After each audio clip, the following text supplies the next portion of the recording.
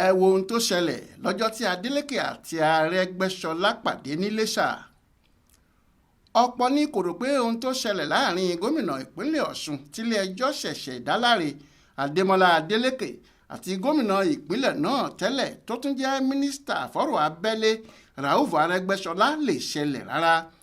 ìjọlójú nìṣẹ̀lẹ̀ náà jẹ́ fún ọ̀pọ̀ àwọn tó wà níbẹ̀, bó tilẹ̀ jẹ́ pé ohun tí inú wọn dùn sí ni pé àwọn méjèèjì yóò pàdé ara wọn yóò sì kó ijó mọ́lẹ̀ tí wọn yóò máa ran bí òkò tó papọ̀. Kò sẹ́ni tó rokan irú ẹ̀ rárá, pàápàá jùlọ nígbà tí àwọn méjèèjì kì í ṣe ọmọ ẹgbẹ́ òṣèlú kan náà.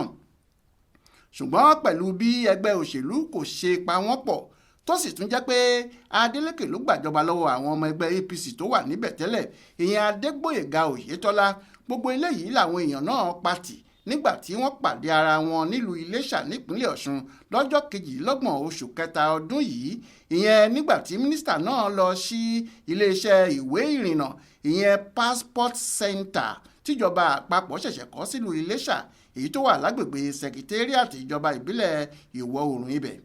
Gómìnà Adémọ́lá wà níbi ètò yìí, tẹ̀rín tọ̀yàyà lòun àti Arẹ́gbẹ́ṣọlá sì fi kíra wọn nígbà tí àwọn onílù sì dàlúbọlẹ̀. Níṣe ni kòkòrò méjì pàdé, Adeleke lè jó, Arẹ́gbẹ́ náà lè kùlùbọ́ ìdí.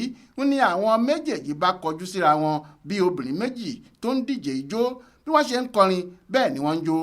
Inú gbogbo àwọn tó wà níbẹ̀ ló dùn tí wọ́n sì ń sa àwọn méjèèjì bí wọ́n ṣe ń pariwo Arẹ́gbẹ́ gbogbo ilé ń kí ẹ, aláàánú mẹ̀kúnnù, Adémọ́lá ń kí ẹ, ọmọ Adeleke ló ní ń kí ẹ. Bẹ́ẹ̀ náà ni wọ́n ń kọrin fún Adémọ́lá náà pé Adémọ́lá, Arẹ́gbẹ́ ń kí ọ, Arẹ́gbẹ́ṣọlá ló ní ń kí ọ, àti bẹ́ẹ̀ bẹ́ẹ̀ lọ. Ariwo ayọ̀ ló gba ẹnu àwọn alátìlẹ́yìn wọn pẹ̀lú bí àwọn méjèèjì ṣe fẹsẹ̀ rajó náà. wọ́n ní bó ṣe yẹ kó rí nìyẹn, ọ̀rọ̀ òṣèlú kò gbọ́dọ̀ di bó o bá o pa bó o bá o bù ú lẹ́sẹ̀. wọ́n ní bó tilẹ̀ jẹ́ pé ọmọ ẹgbẹ́ òṣèlú ọ̀tọ̀ọ̀tọ̀ ni wọ́n, síbẹ̀ ọmọ ìpínlẹ̀ Ọ̀ṣun kan náà ni wọ́n ń ṣe. Florence Babasola ló ṣàkójọpọ̀ ìròyìn yìí fún Aláròyé online television.